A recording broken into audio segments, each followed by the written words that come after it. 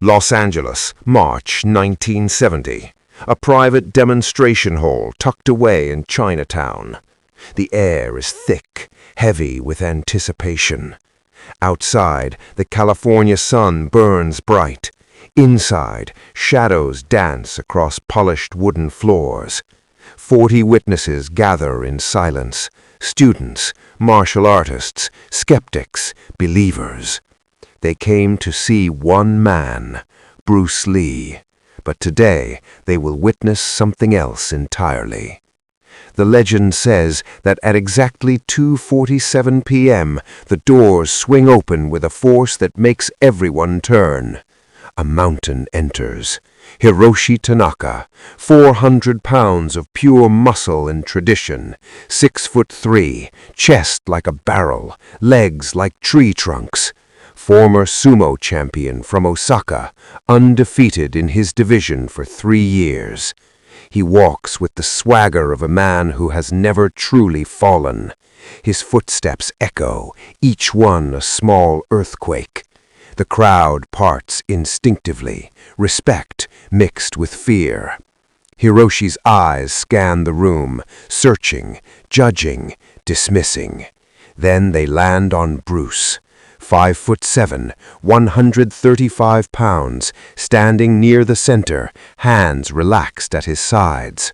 A smile flickers across Hiroshi's face, not friendly, condescending. "This," Hiroshi's voice booms in broken English, "this is the great Bruce Lee?" Whispers ripple through the crowd like wind through grass. Bruce says nothing, just watches, calm as still water. Hiroshi steps closer. The floorboards creak under his weight. "Hear much talk, Jeet Kune Do, new way," he laughs, deep and mocking. "In Japan, we have old way, Sumo, 500 years, tradition, power, real power." He slaps his massive chest. The sound cracks through the air like thunder. "Your Chinese kung fu," Hiroshi continues, circling now. "Dancing, acting for camera, not real fighting." The tension coils tighter. Students exchange nervous glances. One of Bruce's senior students steps forward, anger flashing in his eyes. Bruce raises one finger, gentle, definitive. The student stops. Bruce finally speaks, his voice quiet but carrying to every corner. "You wish to test this?" Hiroshi grins wider. "I do not test, I prove. You, small man, me, sumo champion. Nature decides winner already." He gestures to his enormous frame, then to Bruce's lean body. "Size, weight, power, these are truth, not philosophy, not speed tricks." Bruce nods slowly, as if considering a student's question. "Then we demonstrate," he says simply. "Not fight, demonstration. You understand?" Hiroshi waves dismissively. "I show you demonstration, sumo demonstration." The crowd shifts back, creating a wide circle, space for what's coming. Someone opens windows. Fresh air flows in, but it does nothing to ease the pressure building in the room. The legend says you could hear hearts beating in that silence. They stand 20 feet apart. Hiroshi drops into his shiko stance, legs wide, center of gravity impossibly low for a man his size. He raises one massive leg, brings it down. Boom! The floor shudders. Dust particles dance in the afternoon light streaming through windows. He raises the other leg, brings it down. Boom! This is the ritual, the intimidation, the tradition of sumo. His hands clap together once, twice, 3 times, each clap like a gunshot. The crowd is frozen, barely breathing. Some have never seen anything like this, the raw physical presence, the ritualized power. Hiroshi settles into his stance, arms forward, palms open, ready to grab and crush with sumo's devastating grip. His eyes lock onto Bruce with predatory focus. Bruce stands normally, feet shoulder width, no stance at all, it seems. But those who know, really know, see something different. Perfect balance, every muscle ready but not tense, like a coiled spring that appears relaxed. His eyes are soft, open, reading. 10 seconds pass, 20, 30. No one moves. Hiroshi's breathing is deep and controlled. Bruce's chest barely rises at all. The silence. Not just pride, understanding. Everything he believed, size, weight, power as absolute truth, shatters in this moment. His lip trembles, his massive hands, which have thrown countless opponents, now shake slightly. A single drop of sweat falls from his chin, hits the floor. The silence holds. 5 seconds, 10, 15. Then, barely a whisper from someone in the crowd, "What did I just see?" Another voice, shaking. He couldn't even stand. Bruce finally lowers his hand, steps forward slowly, kneels beside Hiroshi. The great sumo champion's eyes are wet, not from physical pain, from something deeper. "How?" Hiroshi whispers in Japanese, his voice cracking. Bruce understands, responds quietly so only those closest can hear. "You relied on what you see. I worked with what is." He reaches out, touches the knee he struck, gentle pressure in different points. Hiroshi winces, then gasps as feeling returns. Warmth spreads, the leg responds.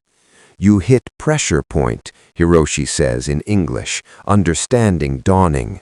Not power, not force, knowledge, precision. Bruce helps him stand. The enormous man leans on the small one. The image burns into every witness's memory forever. They sit together afterward, the crowd still watching, but the energy has transformed completely. Hiroshi bows his head, traditional and deep.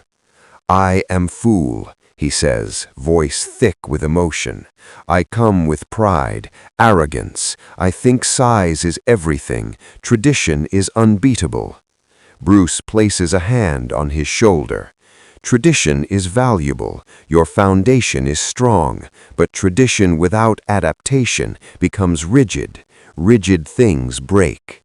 Hiroshi nods, tears now flowing freely down his weathered face. "Teach me," he says, not a request, a plea.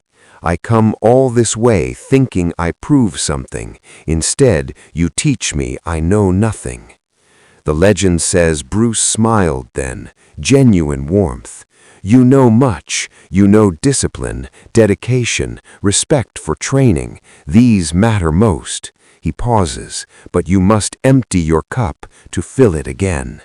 For the next hour, Bruce works with Hiroshi, shows him concepts, not techniques, principles, how water flows around obstacles, how a finger stops a charging bull if placed correctly, how the mind that clings to one method becomes its prisoner.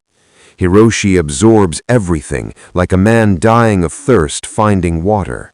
When he finally leaves, he bows 7 times to Bruce, to the students, to the room itself.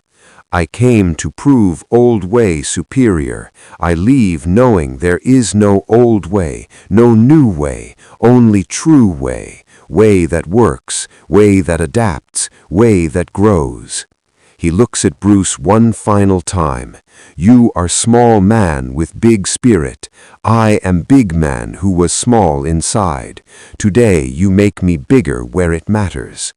The legend says Hiroshi returned to Japan and revolutionized his training, incorporated what he learned, taught his students that power without wisdom is just weight. He never forgot the strike that couldn't be seen, the fall he couldn't prevent, the lesson he didn't know he needed. Real power is not in size, not in tradition, not in reputation. Real power is in understanding, in adaptability, in precision of action and humility of heart. Bruce Lee proved that day what he always knew. The greatest opponent is not the man in front of you, it's the rigidity in your own mind. Hiroshi came to demonstrate strength. He left having learned power. He came to defend tradition. He left understanding evolution. He came as a proud champion. He left as a true student. And that transformation, that willingness to be broken down and rebuilt wiser, that is the real victory. The strike that dropped him lasted 1 second. The lesson lasted a lifetime. So ask yourself, what rigid beliefs do you carry? What traditions do you cling to without questioning? What version of you needs to fall so a better one can rise? If this story moved you, if it challenged you, if it reminded you that growth requires humility, subscribe. Join those who seek not to prove, but to improve. Because legends are not born from never falling, they're born from standing back up wiser. Not just pride, understanding.